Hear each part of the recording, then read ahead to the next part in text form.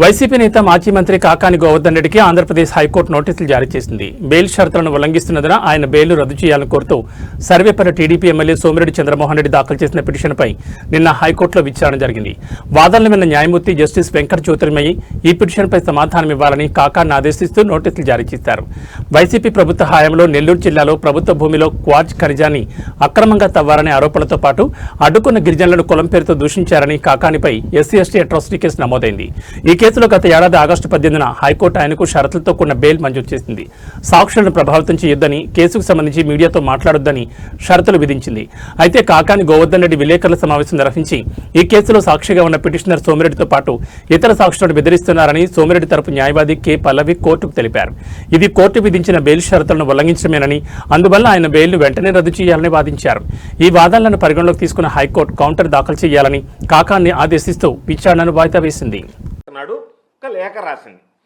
దానిని మీకు అతి తక్కువ ధరకే, అంటే దాదాపుగా ₹2.49 ఈరోజు మన రాష్ట్ర ప్రభుత్వం కొనుగోలు చేస్తున్నటువంటిది దేశ వ్యాప్తంగా చూసినా సరే అతి తక్కువ ధరగా భావించేటువంటి ₹2.49 అతి తక్కువ ధరకే ఇస్తామని చెప్పి ఆంధ్ర రాష్ట్రానికి సెకి solar energy corporation of India లేఖ రాయడం జరిగింది. ఆ రోజు ఆలోచన చేశారు. జగన్మోహన్ రెడ్డి గారు తీసుకున్నటువంటి నిర్ణయం కాదు, క్యాబినెట్లో చర్చించారు. దాని మీద అధికారులందరూ కలిసి ఒక కమిటీగా ఏర్పడి రిపోర్ట్ ఇచ్చారు. ఆ రిపోర్ట్లను ఆధారంగా చేసుకున్న తర్వాత అంతిమంగా దానిని ఆమోదించడం జరిగింది.